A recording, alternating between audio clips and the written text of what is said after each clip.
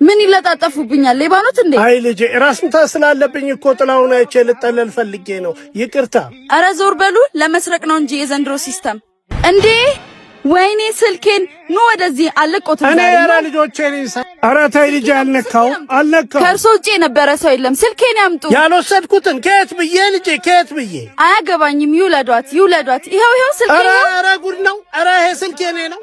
አምጡ። የኔን ሳይመልሱ አልሰጡትም። አታስደንግጪ ልጄ። እኔ ስኳር አለብኝ። እኔ ያልወሰድኩ።